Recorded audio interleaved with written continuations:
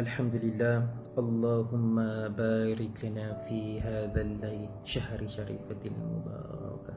Ya Allah, berkatilah kami pada malam yang mulia ini, pada malam Lailatul Qadar. Moga-moga hendaknya, amin ya rabbal alamin. Alhamdulillah, kita telah sampai pada juzuk yang ke-21 yang kita akan bincangkan, dan surah yang kita pilih untuk kita belajar pada hari ini adalah surah Luqman, yang mana terkandung dalam dia 4 mesej WhatsApp yang sangat penting untuk diri kita, untuk anda dan juga keluarga kita.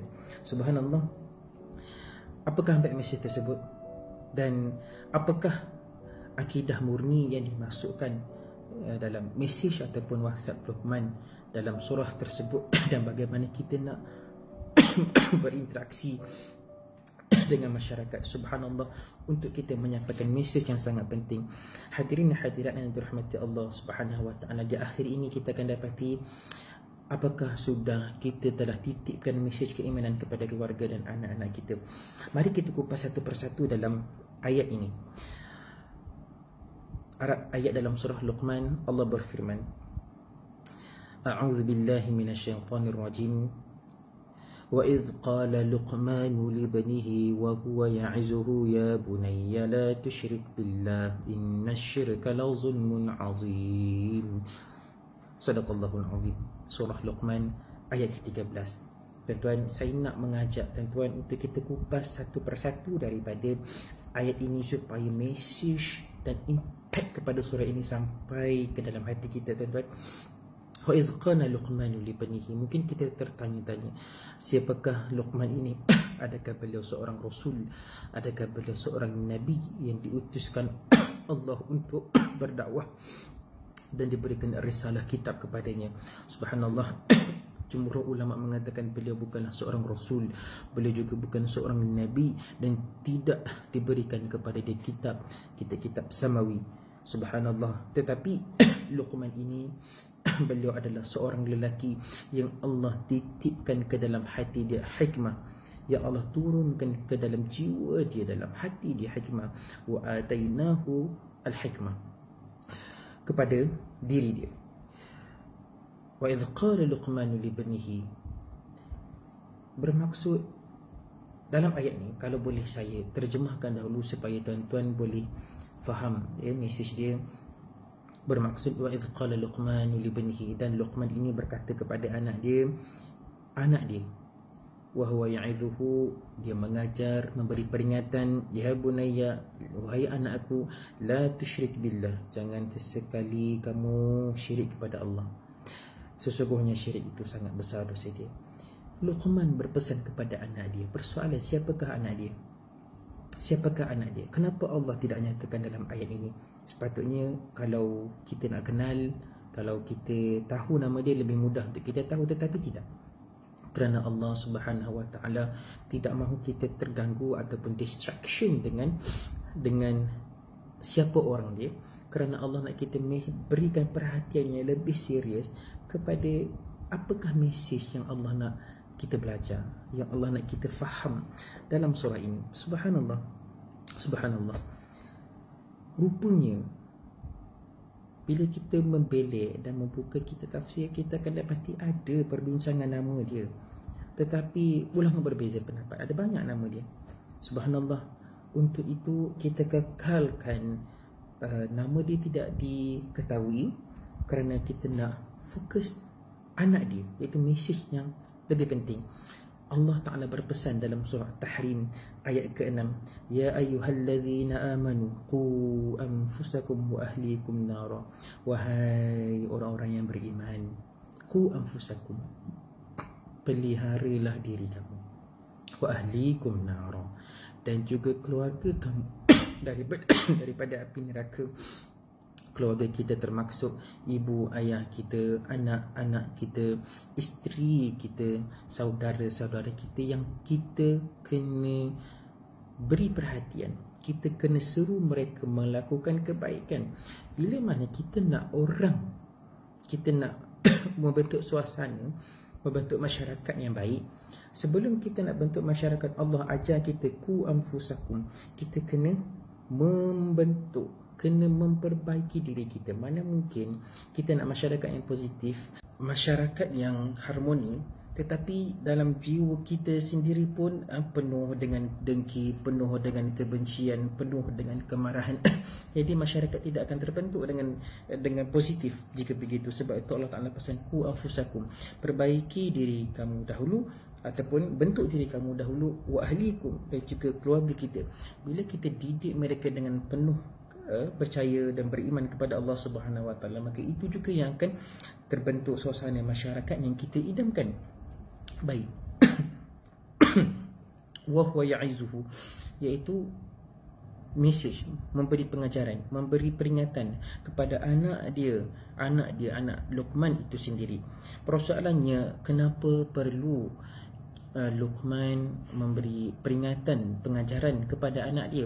Rupanya bila kita membuka kitab tafsir, jumhur ulama menyatakan bahawa pada asalnya anak Luqman ini adalah seorang yang musyrik, iaitu tidak beriman kepada Allah Subhanahu Wa Taala. Untuk itu, sebab itulah Luqman titipkan mau'izah, peringatan kepada anak dia sendiri. Tetapi peringatan yang Luqman ini berikan sangat tepat dengan apa yang Allah Ta'ala dan Al-Quran ajarkan kepada kita dalam surah An-Nahl ayat 125. Allah berfirman, a'udzubillahi minasyaitonirrajim, ud'u ila sabili rabbika bil hikmati wal mau'izah, al mau'izah hasanah. Subhanallah. Inilah mesej mesej yang kita akan jumpa. 4 mesej tersebut adalah ya bunayya. Yang pertama adalah mesej keimanan. Kita akan perincikan satu persatu tentang kata Ibnu Ashur. Ada 4 mesej utama dalam ayat ini. Yang pertama adalah tentang keimanan, tentang i'tiqad. Yang kedua tentang amalan, dan yang ketiga tentang muamalah, adab muamalah. Dan yang keempat adalah adab dengan diri sendiri. Subhanallah. Mari kita melihat, mari kita terokai apakah mesej tersebut satu persatu. Allah ataupun Luqman, Allah rakamkan seruan dan cara dakwah Luqman dalam ayat ke-13 ini. Ya bunayya. Perhatikan, ya bunayya. Ya, seru. Ya adalah nida. Nida seruan di dalam Al-Quran bukan biasa-biasa, bukan saja-saja. Kerana nida ini ada peranan yang sangat penting dalam surah Luqman ini. So anda perhatikan kata Ibnu Ashur dalam tafsir At-Tahrir wa At-Tanwir, an-nida bermaksud talabul hudur al-zihni liwa'il kalam, iaitu meminta ataupun hendak menarik perhatian yang serius pada mesej yang sangat penting akan disampaikan sebentar lagi. Dan perkataan ini rupa-rupanya bukanlah Luqman pertama yang gunakan. Anda boleh perhatikan dalam surah Yusuf, bila Nabi Yusuf berbicara kepada ayah dia sendiri, ya abati inni ra'aitu ahada asyara kawkaban, dalam ayat kedua dalam surah Yusuf. Dan macam mana respon Nabi Yaqub berinteraksi dengan anak dia juga, iaitu ya bunayya la taqsusuhu iyaka, ya, jangan kamu ceritakan, la taqsus, ya bunayya, menggunakan perkataan yang sangat lunak dan sangat santun. Ketika kita nak berbicara, kita sangka kisah Nabi Yusuf, tetapi saya nak bagi lagi satu contoh yang Allah Al-Quran nak didik kita untuk kita bercakap dengan orang dengan penuh hormat dan santun. Pada surah Maryam ayat ke-42, kisah Nabi Ibrahim alaihissalam. Idh qala li abihi ya abati lima ta'bud. Ya abati menggunakan ya abati juga adalah bentuk-bentuk seruan yang sangat lunak, yang penuh santun. Sekalipun mesej yang nak disampaikan sebentar lagi tu mungkin orang suka, mungkin orang tak suka, orang selesa, mungkin orang tak selesa, tetapi yang penting kita gunakan bahasa yang betul. Moga-moga dengan bahasa yang betul untuk sampaikan mesej yang betul, dan akan sampai dengan betul di hati pendengar kita. Subhanallah. Ya bunayya. Inilah adab bila kita nak berinteraksi dengan orang. Satu pengalaman peristiwa iaitu apabila saya sendiri bila nak berbicara dengan ibu saya, bila ada mesej yang sangat penting dan sangat perlukan perhatian yang serius, saya akan gunakan perkataan yang lain. Sebagai contoh perkataan yang boleh, tapi yang saya pernah gunakan, saya akan kata kepada mak saya, wahai ibuku ataupun mak, dengarlah, anak mak nak bercakap ni, anak mak tak ada orang lain nak berkongsi. Jadi mak dengarlah apa yang adik ataupun saya nak ceritakan. Subhanallah, daripada mak saya yang bercakap dekat telefon tu terus senyap dan terdiam bila mendengar ucapan seperti itu. Dan inilah yang akan menjentik jiwa orang supaya dia bersedia apa yang kita nak sampaikan. So ibrah dia sangat bermakna kalau kita cuba beramal. Ya bunayya, bunayya ini adalah isim tasghir. Ya bunayya yang saya bagi contoh yang Allah Ta'ala rakamkan dalam Al-Quran, kisah ayat-ayat yang saya nyatakan tadi. Baik, kenapa perkataan tasghir ini digunakan?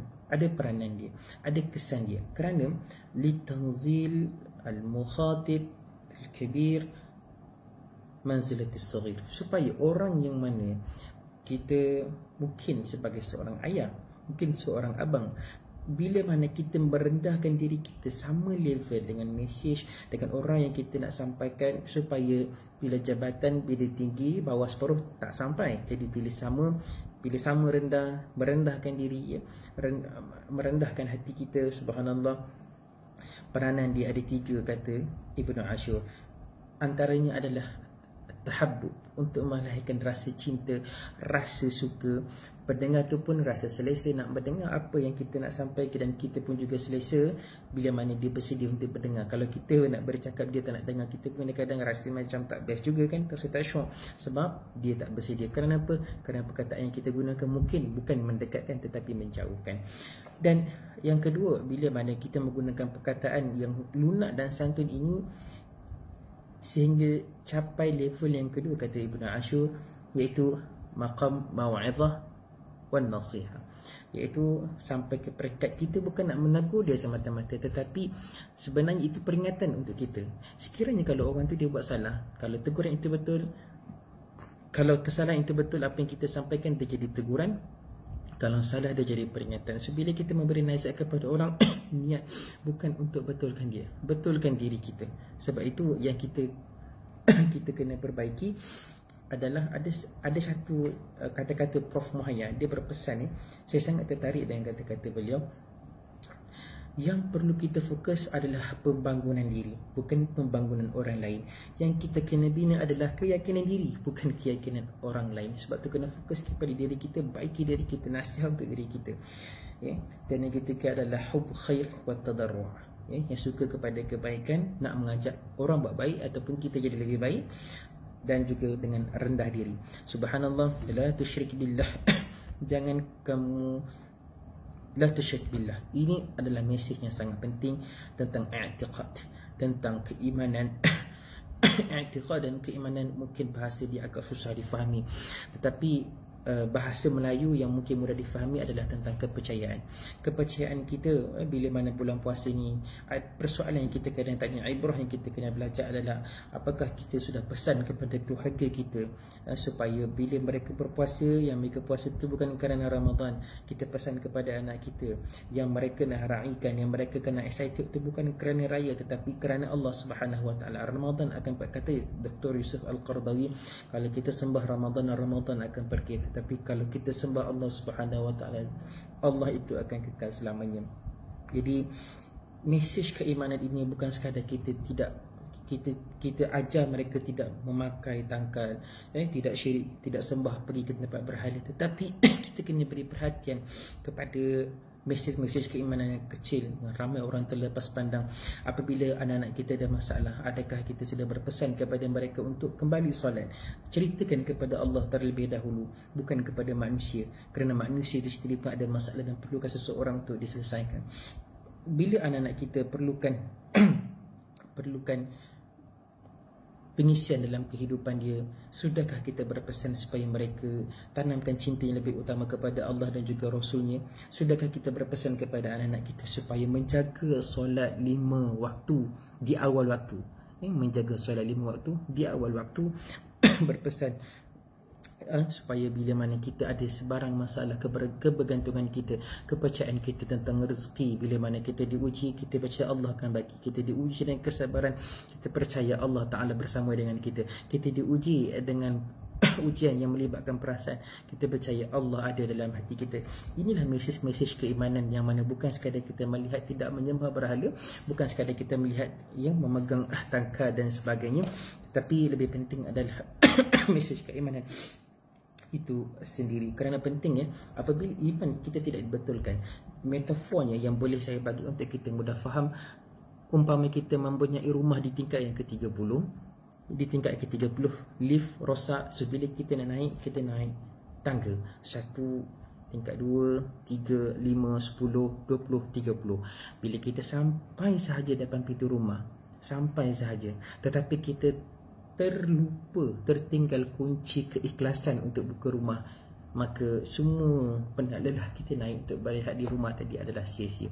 Begitulah juga dengan amalan kita bila mana kita bersedekah pada bulan Ramadan bukan kerana Allah Subhanahu Wa Taala, maka dia akan jadi sia-sia. Kita berpuasa pada bulan Ramadan untuk orang nampak kita rajin berpuasa,